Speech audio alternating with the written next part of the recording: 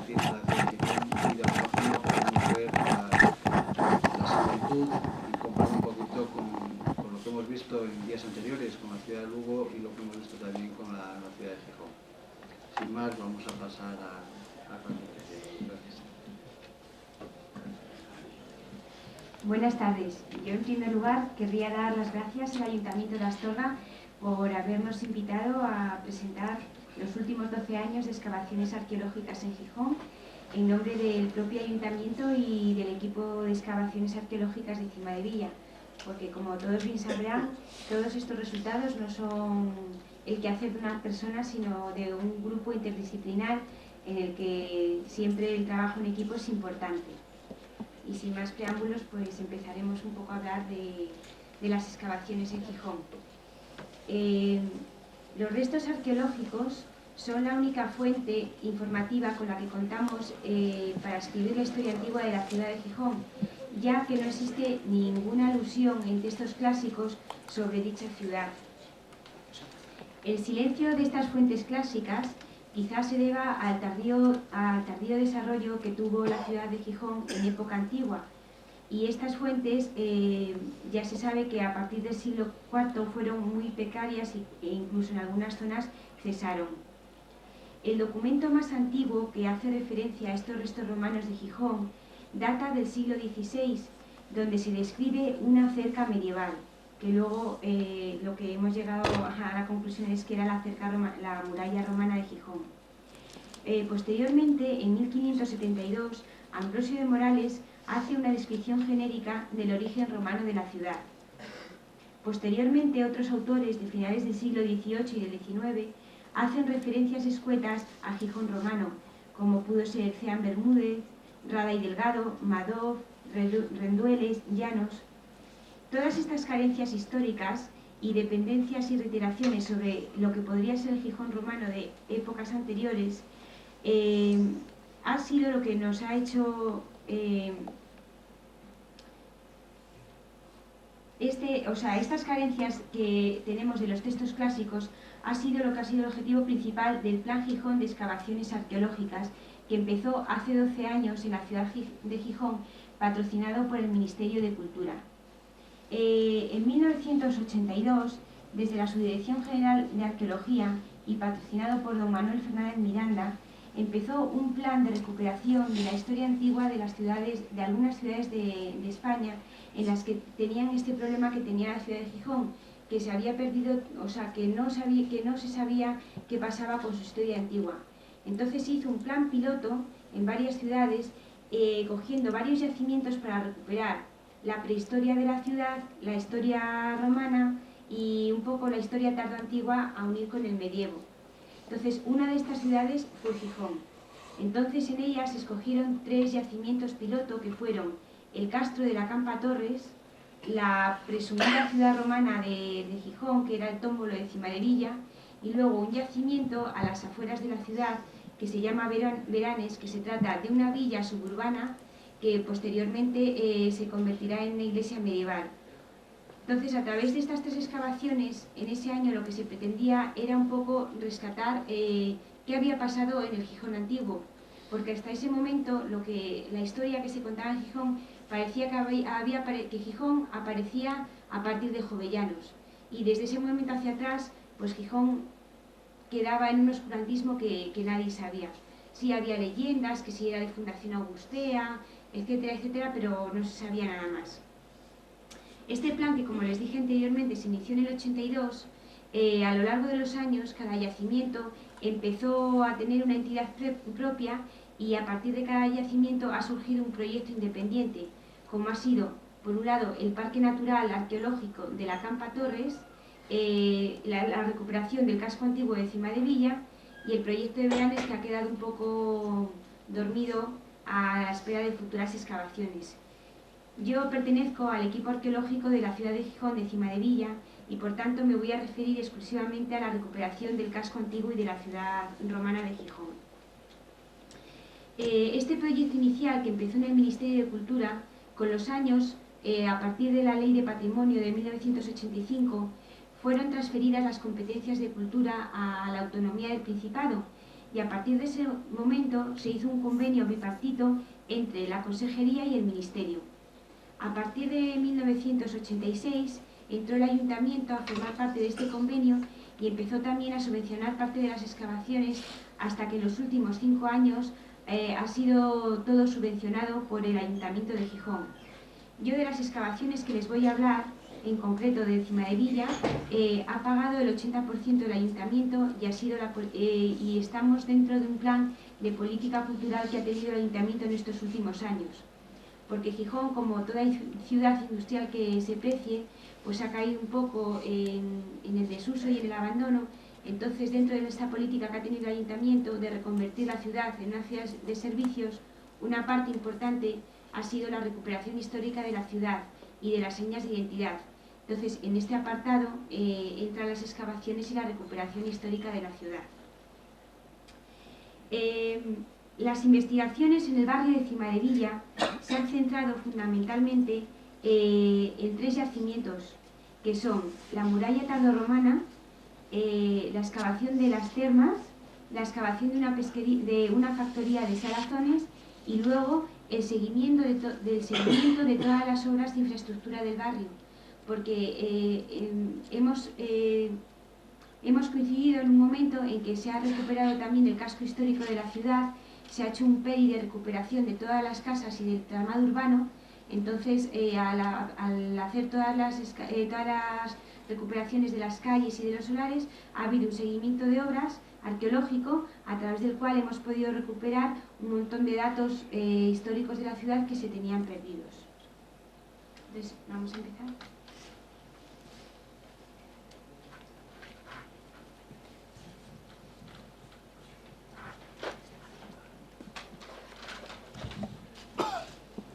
Como les decía antes, Cimadevilla es...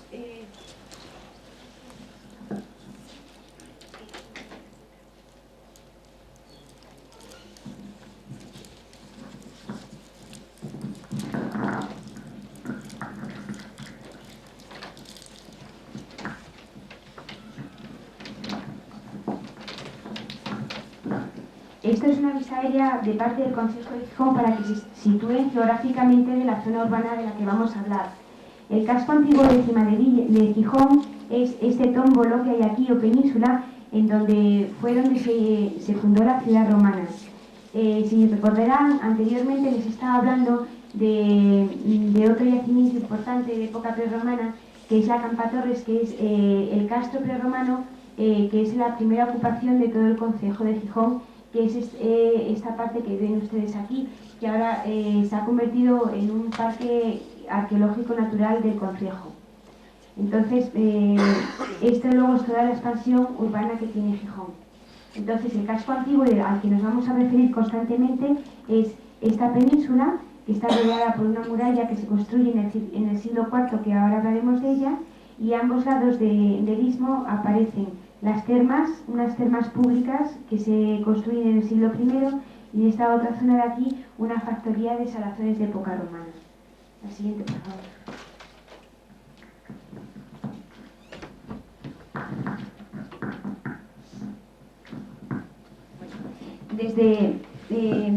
Desde 1982 hasta 1988 las excavaciones giraron fundamentalmente a la localización de la muralla tardorromana.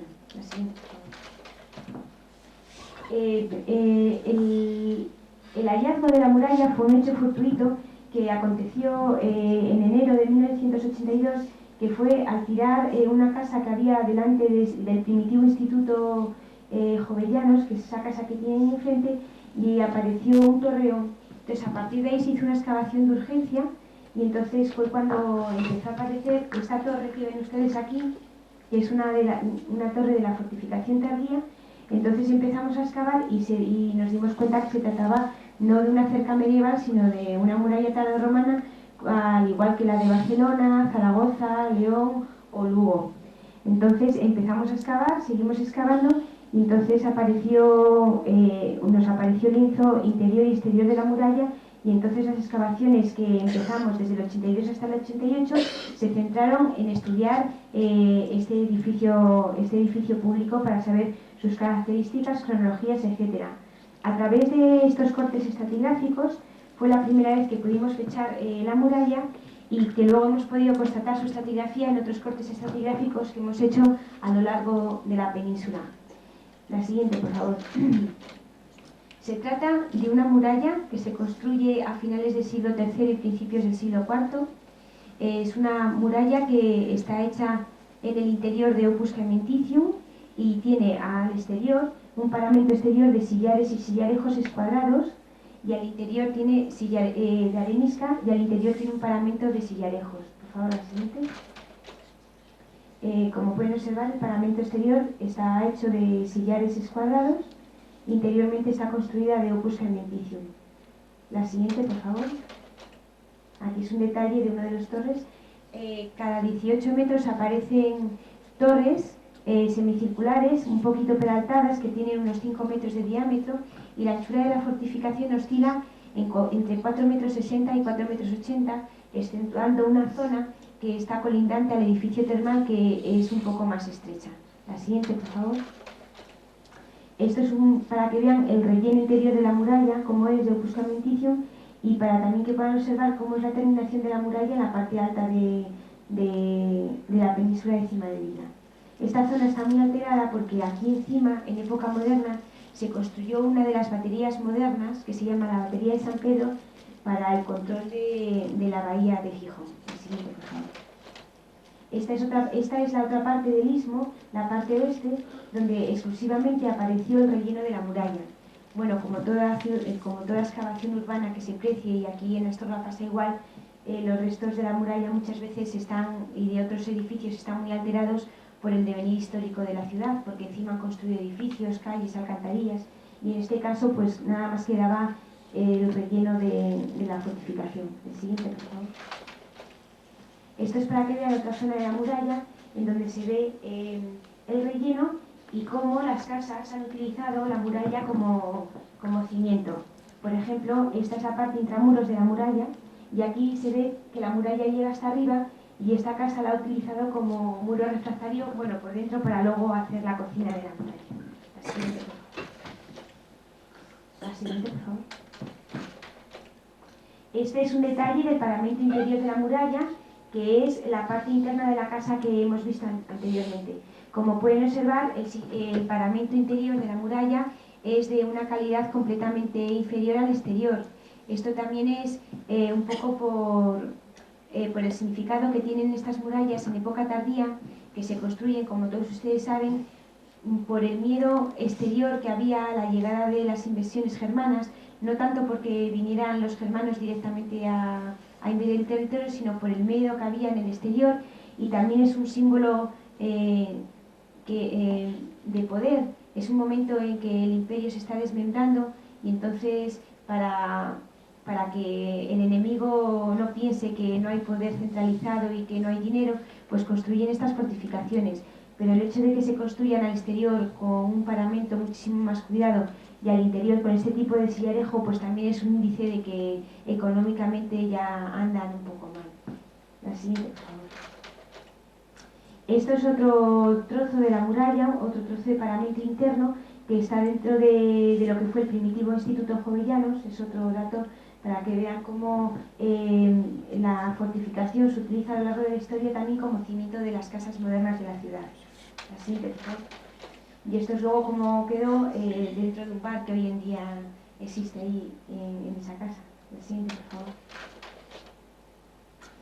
La fortificación que nosotros estuvimos investigando estos años, hoy por hoy nada más que hemos encontrado la puerta principal de la ciudad, no hemos encontrado otra puertas laterales o secundarias. Las características de esta puerta es que se trata de una puerta de doble arco de acceso con dos torres cuadradas que la flanquean de 7 metros de diámetro y que están hechas con sillares escuadrados reutilizados de otros monumentos anteriores, y luego tendría un doble arco de acceso a la ciudad. La siguiente, por favor. Esto es un detalle de una de las torres que flanquean el acceso a la ciudad, que también tiene relleno de Opus Caementicium. El siguiente, por favor. Y esto es una reconstrucción hipotética de cómo sería esa entrada a la ciudad. siguiente, por favor.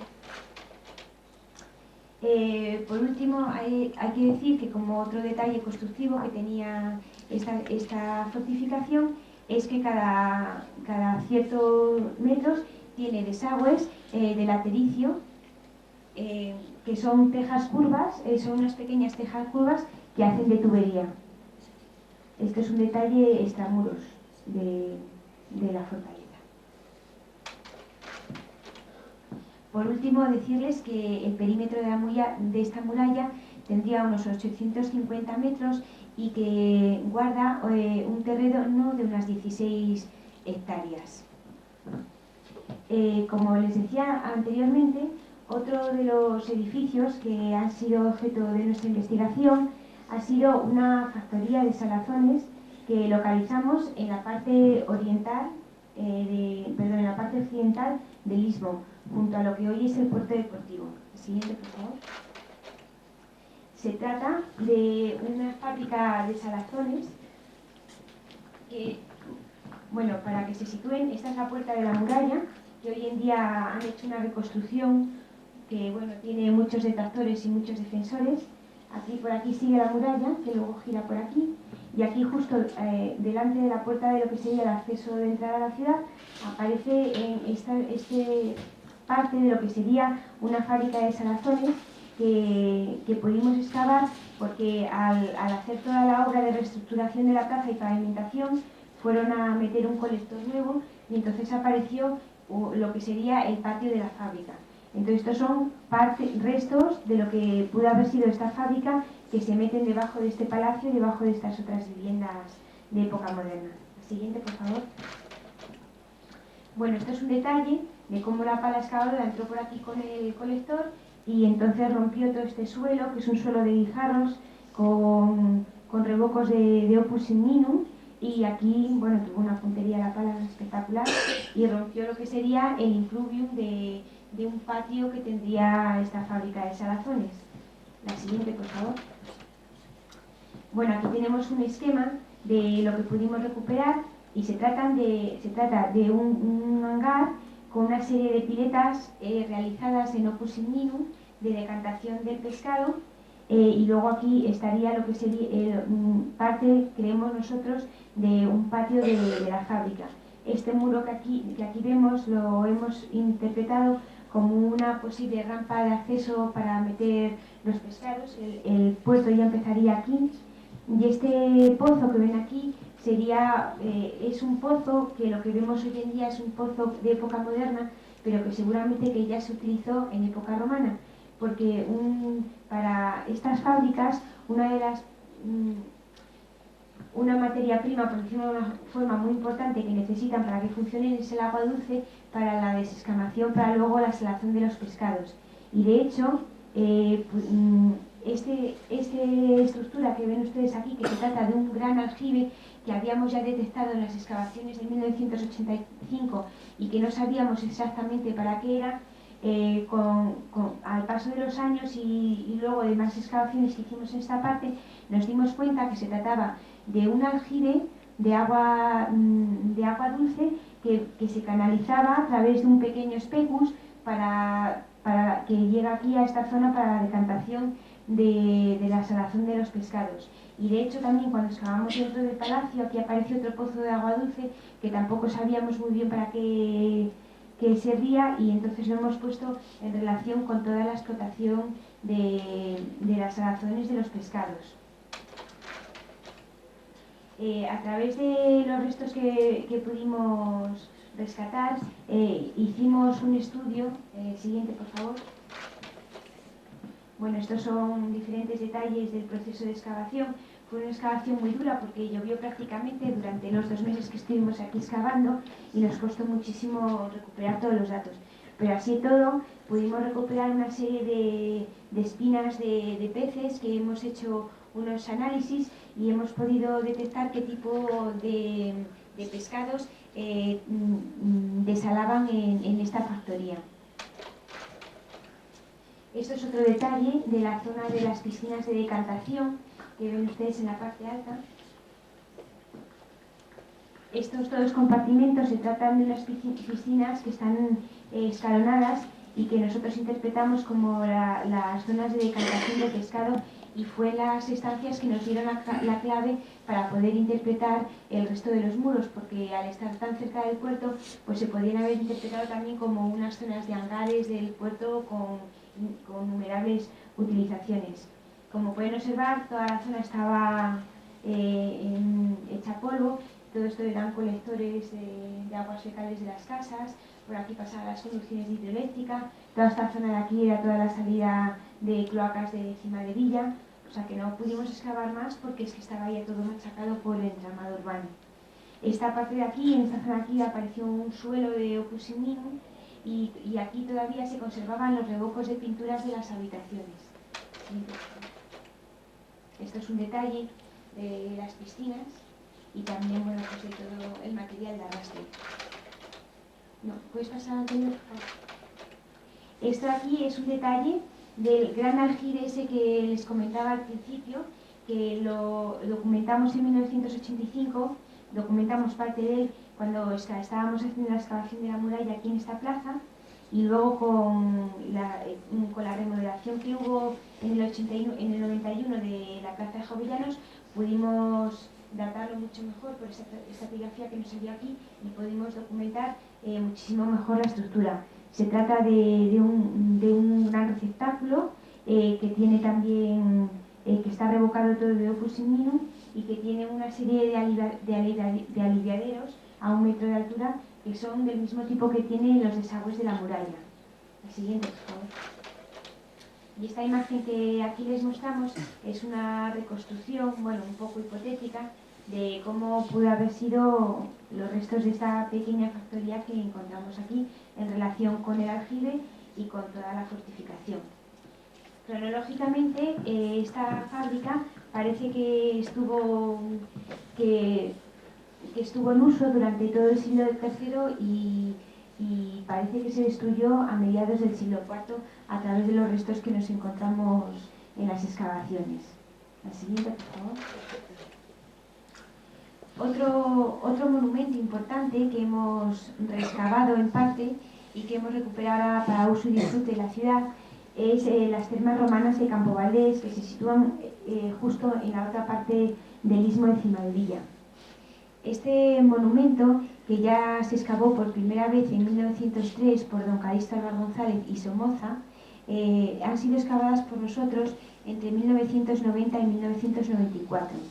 Y por último han sido recuperadas en un museo para disfrute de los ciudadanos.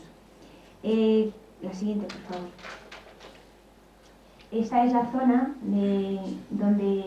donde se encuentra el yacimiento, y esto es la plaza que había antes sobre las termas, antes de que empezáramos la excavación. Las termas ocupan un espacio que va desde aquí, bueno, hasta aquí, y luego van toda la plaza y siguen por debajo de las termas, por debajo de la actual iglesia de San Pedro. Nosotros nada más que hemos podido excavar una parte, que es la que les voy a mostrar a continuación.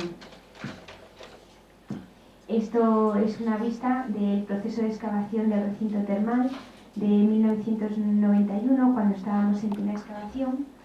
Y cuando en 1903 don Calixto Álvar González excava parte de este edificio, este monumento lo interpretan como una villa extramuros de la ciudad, y se trataba, y entonces hablan de unos baños particulares de la villa, que empezaría a funcionar en el siglo I y que estaría vigente hasta época tardorromana.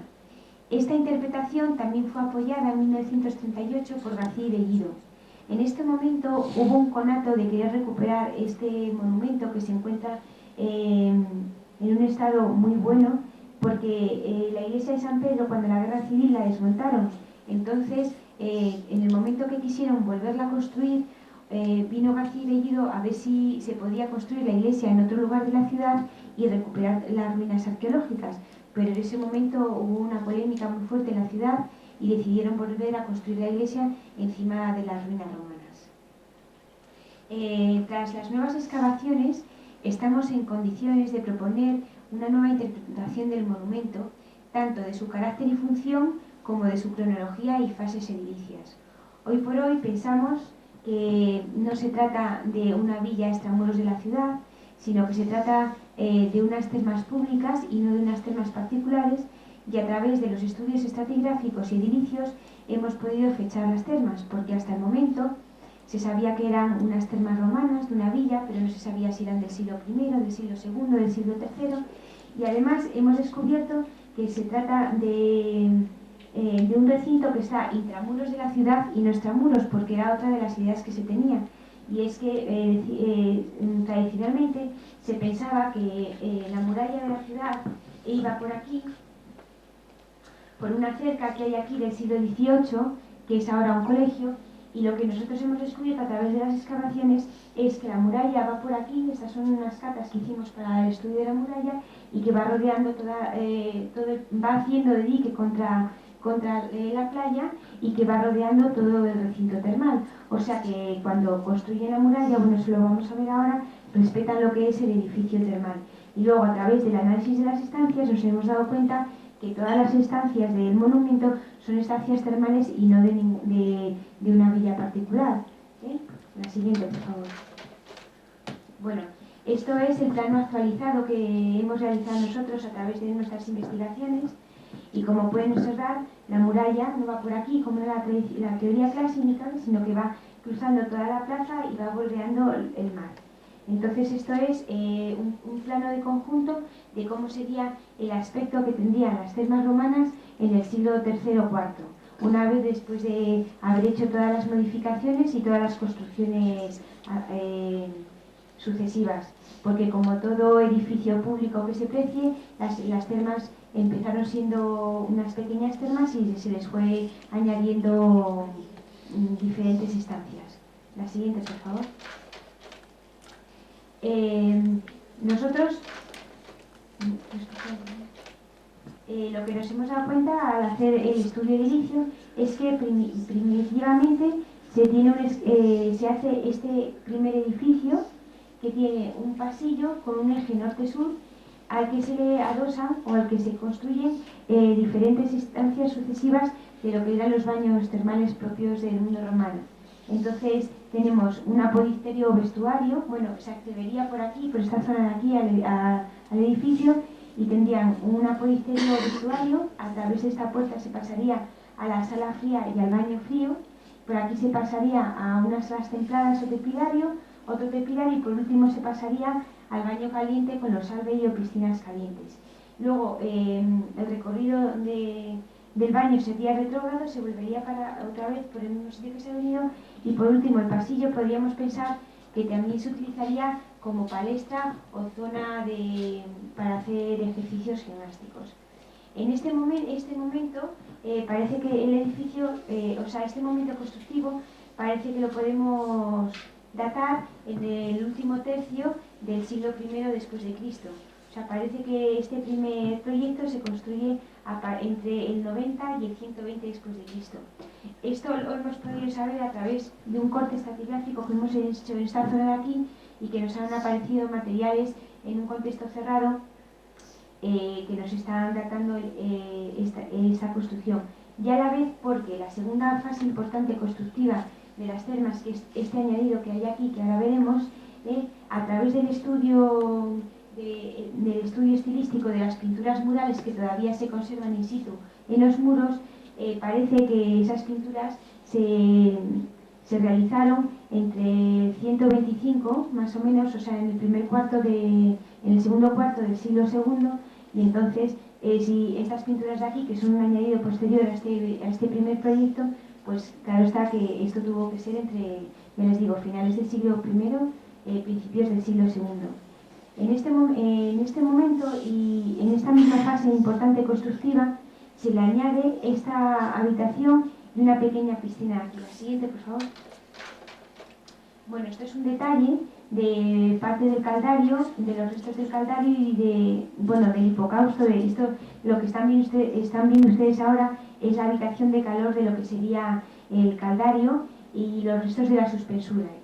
Estos serían los tepidarios, aquí estaría la piscina fría y allí el apodicterio. Y esta parte de aquí sería el pasillo. La siguiente, por favor. Esto, bueno, es una reconstrucción hipotética de cómo sería la piscina fría y el frigidario. Para que se sitúen, por esta puerta saldrían del apodisterio vestuario, saldrían aquí hasta sala fría y por aquí pasarían a los tepidaria o salas templadas. La siguiente, por favor. Como les iba diciendo anteriormente, al primer proyecto inicial se le adosa, pero inmediatamente, seguidamente, o sea, no con un gran lapsus de tiempo, esta sala de aquí, que es una sala circular, que la hemos interpretado como una sauna o baños de vapor o de aire caliente, y esta pequeña piscina.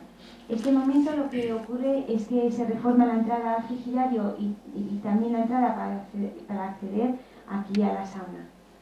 La siguiente, por favor. Esto es un detalle desde arriba de cómo es la habitación esta de calor, la sudatio, esta que estamos hablando, y esto sería el praefurnio o horno donde se atizaría para que entrara el aire caliente y calentara toda la parte de abajo de la estancia. La siguiente. Y esto es un detalle de conjunto de todas estas habitaciones de las que hemos hablado del primer proyecto inicial de las termas.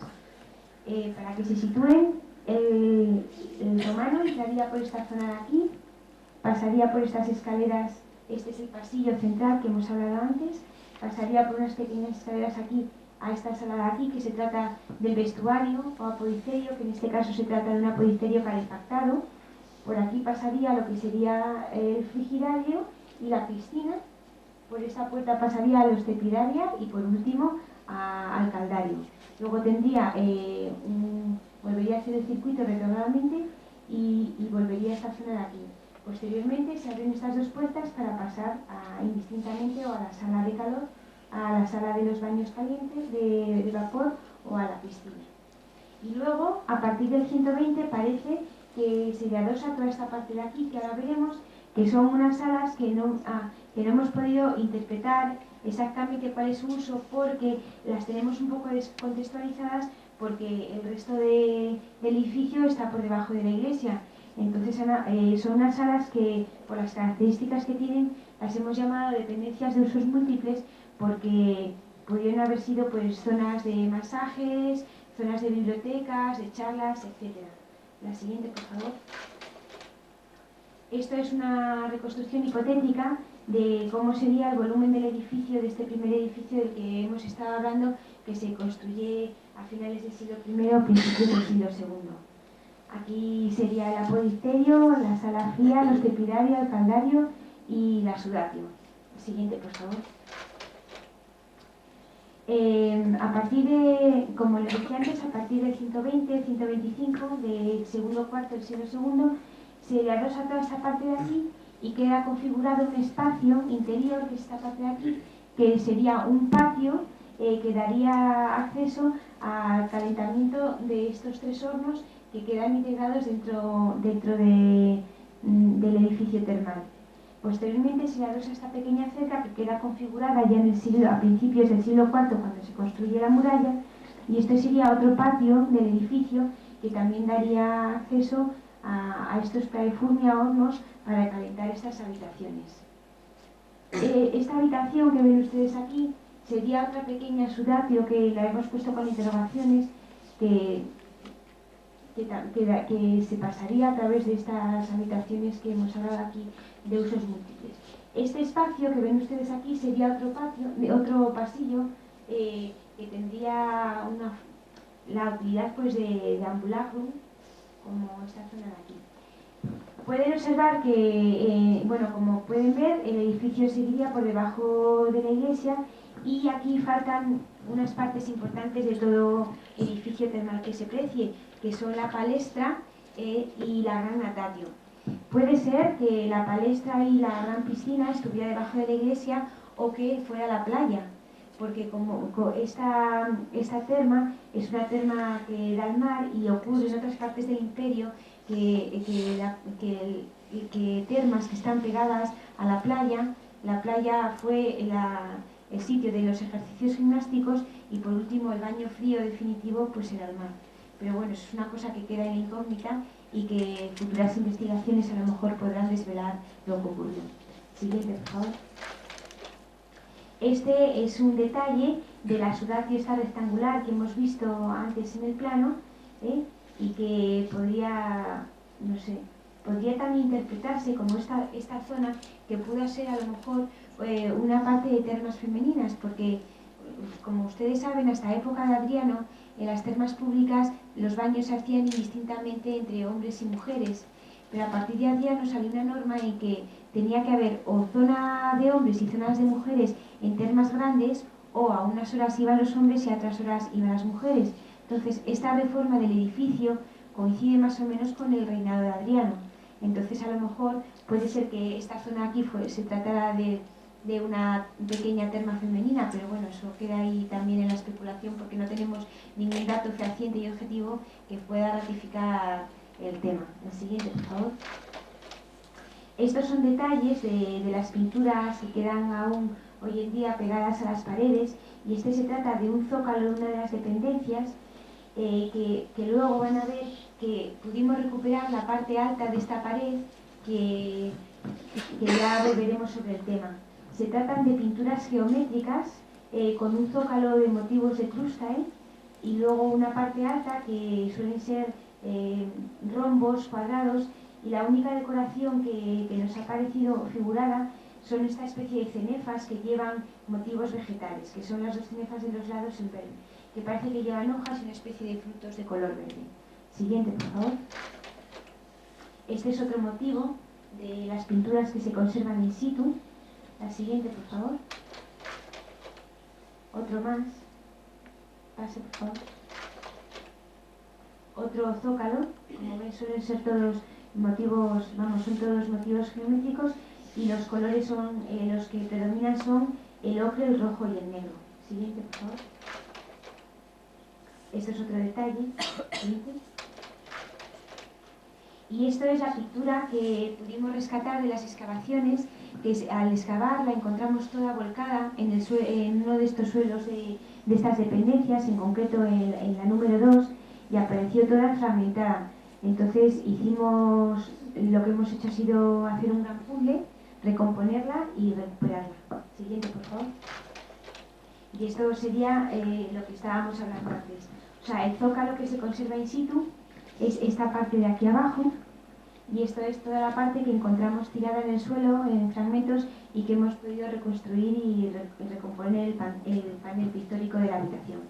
A través de estos datos, de estos datos de las pinturas, que hemos podido saber la altura que tenía la habitación y el ancho, y a través también de los datos inferidos a través de las excavaciones de soportes, pilastras, etcétera, hemos podido hacer una reconstrucción ideal de cómo pudieron haber sido en volumen este edificio que a continuación les indicaré. Siguiente, por favor. Constructivamente, estas termas, sus suelos eran de opus igninum, tienen unos paramentos hechos de sillarejo de una calidad excepcional, unidos con argamasa, con cal y arena. Las suspensuras están todas hechas de ladrillos de diferentes tamaños, dependiendo para qué han sido utilizados, y las paredes estaban revestidas dentro del edificio con pinturas que ya han podido observar que son de una calidad excepcional. Parece que son de idéntica calidad a las que aparecen aquí en Astorga, están hechas con la misma técnica. Lo que ocurre es que los motivos que aparecen aquí en Astorga son mucho más ricos que los que aparecen en Gijón. Ya al exterior el edificio estaba revocado con un revoco de un color ocre, que es un dato muy interesante porque no suelen aparecer restos de revocos exteriores de fachadas de edificios. El siguiente, por favor. Que es este que ven aquí a la izquierda, aquí junto al jalón, pues este tipo de revocos nos ha aparecido a lo largo de todo el edificio. El siguiente, por favor. Esto es un detalle de cómo funcionaba este tipo de termas, cómo entraba el calor desde los hornos por ese arco, calentaba toda la parte de abajo, y luego por los laterales, por esos ladrillos huecos o túbulis, subía el aire caliente hacia el exterior y a la vez pues calentaba las paredes laterales del edificio. Siguiente, por favor. No, me parece que es que hay un...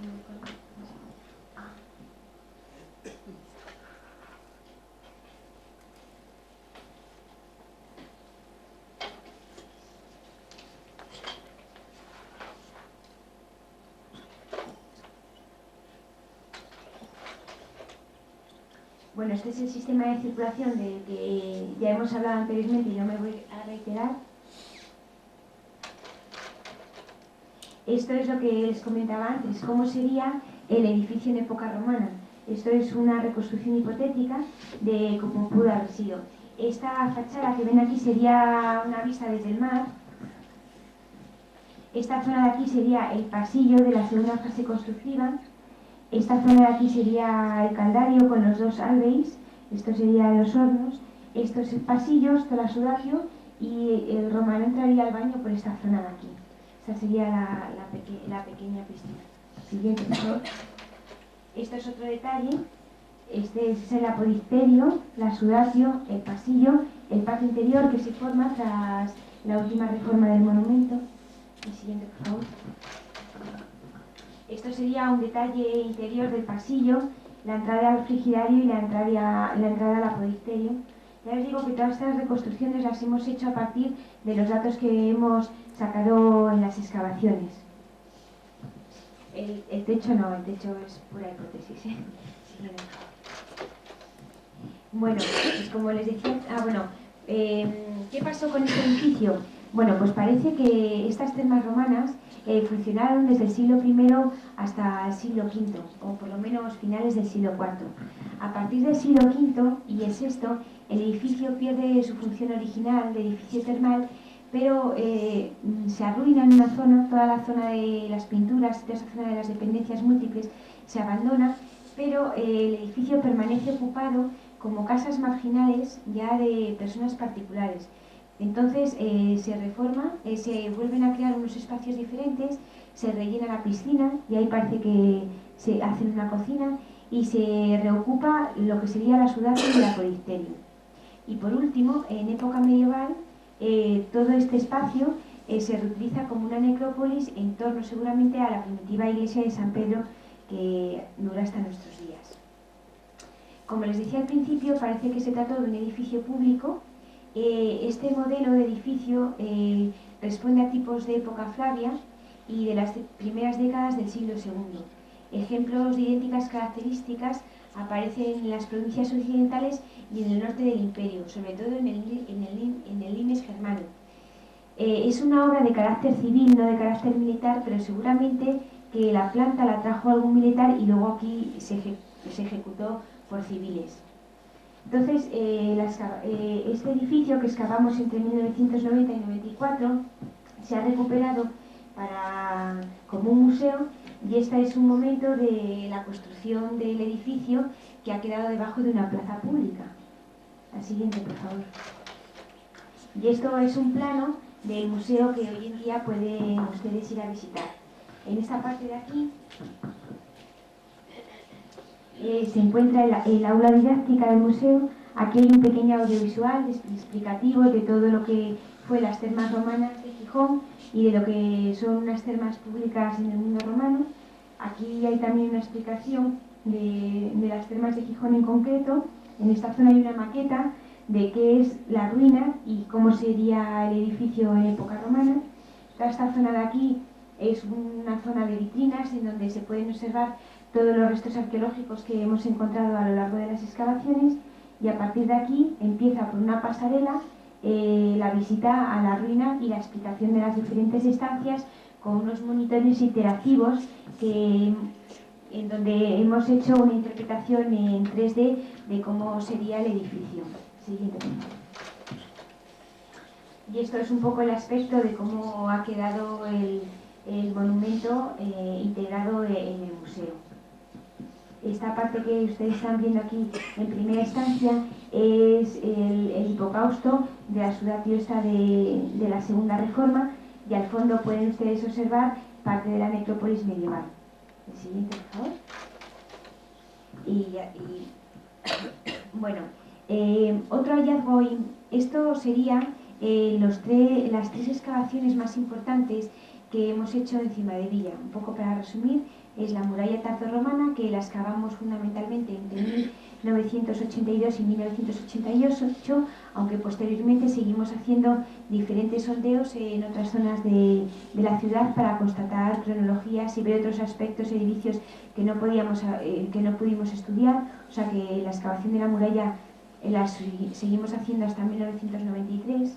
Luego, posteriormente, excavamos las pesquerías y, por último, excavamos las termas.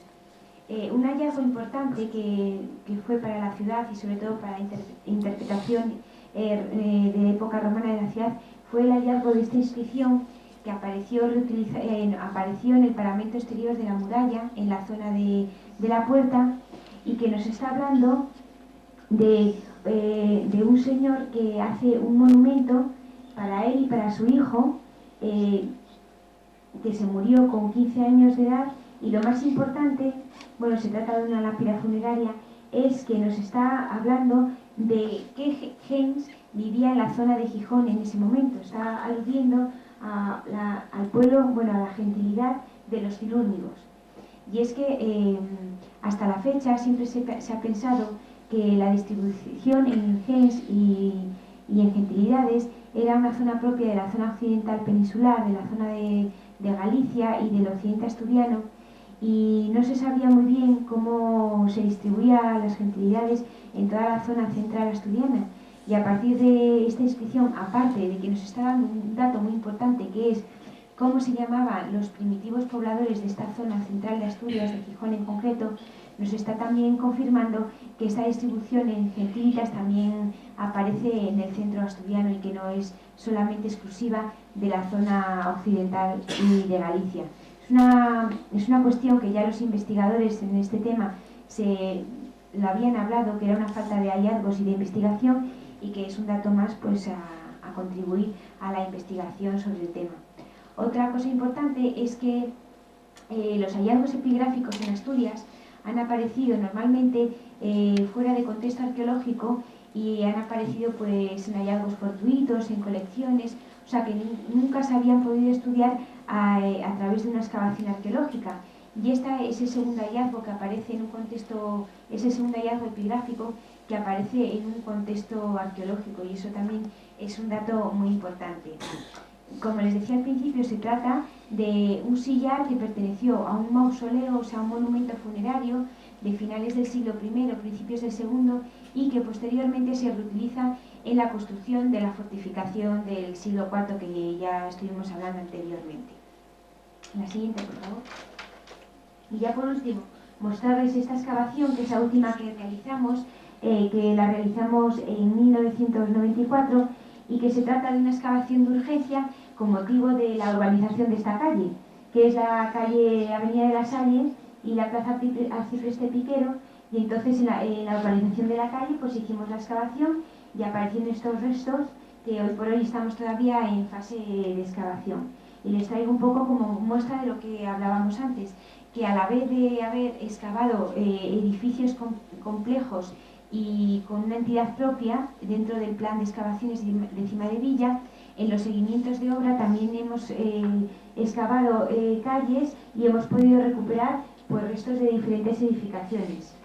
Aquí hemos excavado bueno, parte de la muralla que sube por aquí, que es el acceso oriental del cerro de Cimadevilla, y que pudimos otra vez ratificar la cronología de la muralla y algunos datos que todavía teníamos así un poco en el aire. Y luego aquí, en estas dos cuadrículas, pudimos recuperar dos recintos habitacionales con restos también de pintura que también recuperamos, que hoy por hoy todavía no los tenemos estudiados, que a lo mejor se pueden asociar a las termas, no sabemos, porque las termas están en esta zona de aquí. Y luego, por último, nos aparecieron restos de alcantarillas romanas y restos de edificios que por hoy todavía los tenemos sin interpretar. Esto que ven aquí es una alcantarilla, una cloaca de aguas fecales de esta zona de Cimadevilla, y todo esto pues, son instalaciones de hidroeléctrica, etc. Un poco para que vean cómo aparecen los restos cuando hacemos seguimientos de obra civil. Y con esto doy por zanjada mi participación en estas jornadas.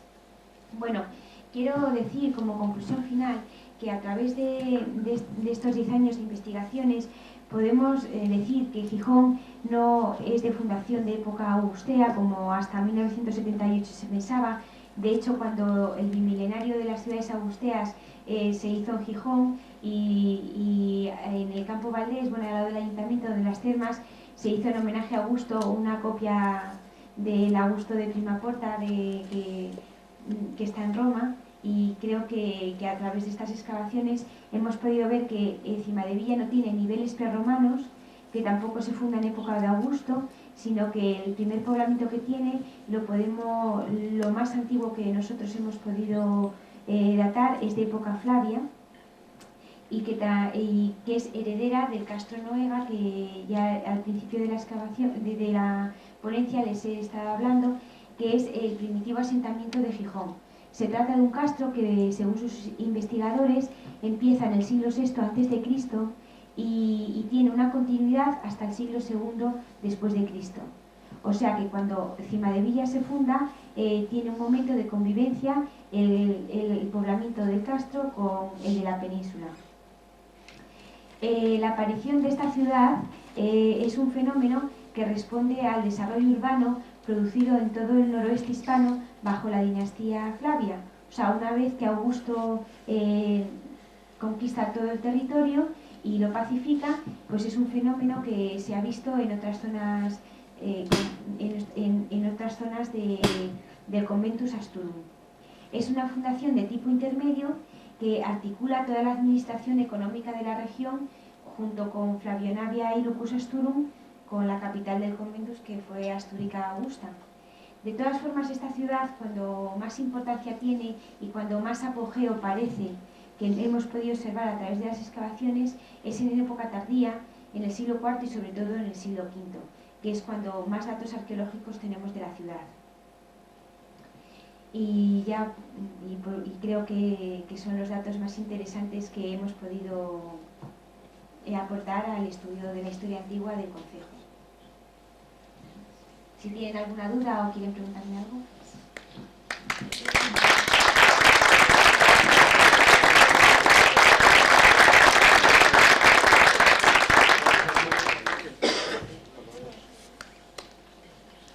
Como bien ha comentado Paloma, si quieren hacer algún tipo de preguntas o aclarar algo sobre lo que ha hecho en la conferencia, podemos aprovechar ahora.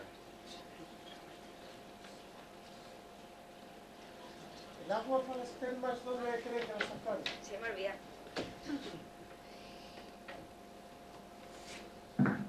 Pues hemos documentado un aljibe que era el que está en la zona norte de la excavación, pegado a las termas, que era el que daba agua a la piscina. De todas formas, Cimadevilla, no sabemos, porque está roto de época moderna, si se trata de un aljibe o de un pozo de resalte de agua que venía de fuentes de la parte alta de Cimadevilla, porque en la península de Cimadevilla hay un montón de fuentes en todo el perímetro de la península. Y de hecho, Somoza y los historiadores del siglo pasado hablan que en la parte alta de la ciudad estaba la Fontica, una fuente que se llama la Fontica, que todavía existe hoy en día, que era la que surtía de agua dulce a las termas. Lo que pasa es que nosotros, cuando hicimos la excavación de la Fontica y en toda esa zona, no encontramos ningún resto de la canalización. Entonces, puede ser que es que al hacer las casas modernas se la hayan llevado, o puede ser que fuera una teoría de Somoza que nunca hubo. De hecho, en la excavación de las termas, ya le digo, que hemos localizado el canal de agua que llevaba el agua, si quiere ponemos a la diapositiva, a la piscina fría, a la pequeña piscina, y luego lo que hemos podido documentar muy bien es todo el sistema de alcantarillado de agua sucia de la piscina que daba al mar. Yo creo que podemos poner una diapositiva.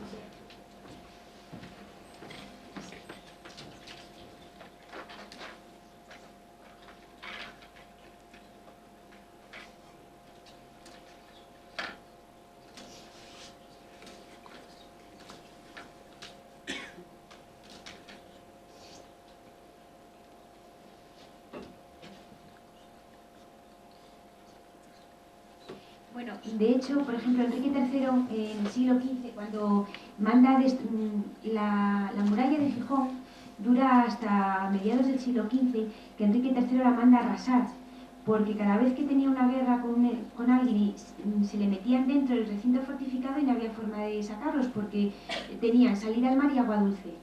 Entonces, claro, era dificilísimo que el enemigo se diera por vencido, porque lo tenían todo dentro. O sea que siempre ha sido muy rica en manantiales. Y además cuando excavamos la muralla ha habido zonas que no hemos podido llegar al nivel estéril porque enseguida llegábamos al nivel freático y salía el agua. Entonces eso ha sido uno de los problemas que hemos tenido con las excavaciones a veces. Y aquí se ve bien, bueno, esta alcantarilla que ven aquí era la que pudimos constatar que giraba por aquí y entraba el agua aquí a la piscina. Y esto que ven aquí, bueno, es que estaba todavía sin excavar, es lo que le digo, un aljibe o un pozo de resalte que seguramente concentraba aquí el agua para luego llevarla a la piscina. Y luego, toda esta zona de aquí, esto que ven aquí, todo esto que está, bueno, esta foto es que está todavía sin terminar de excavar, es un sistema, esto es una cloaca y luego estos son pequeñas alcantarillas, todo esto de aquí, que vienen de las partes altas, de esta parte del edificio que no hemos podido estudiar porque está debajo de la iglesia, y todas ellas van a salir al mar. O sea que seguramente que todo el agua venía de arriba. Y de hecho también, otra cosa que nos pasó cuando excavamos toda esta zona de aquí, había un manantial que también nos dio muchísimos problemas cuando estuvimos excavando, porque enseguida que estábamos excavando estábamos intentando ahí sacar un corte, salía el agua y no había forma de canalizarlo. Fue un problema que tuvimos en las excavaciones. Sí, agua dulce. Bueno, y cuando excavamos la muralla en toda esta zona de aquí, en una de las torres de la parte de allá igual no pudimos llegar a la cimentación porque también salía el nivel freático y es agua dulce. Bueno, de hecho antes cuando hemos estado hablando de las pesquerías, no sé si se habrán fijado la cantidad de pozos de agua dulce que hay pegados a la playa. Y aquí delante, en la playa, el otro día todavía salió este tema en otra conferencia que dimos en Gijón, en la propia playa sale un manantial de agua dulce. O sea que toda esa zona siempre ha tenido bastante agua. Y además, bueno, tradicionalmente en toda esta zona de aquí siempre venía la gente a darse los baños en época moderna. Se llaman los baños de Carqueja, pero no sé lo que significa.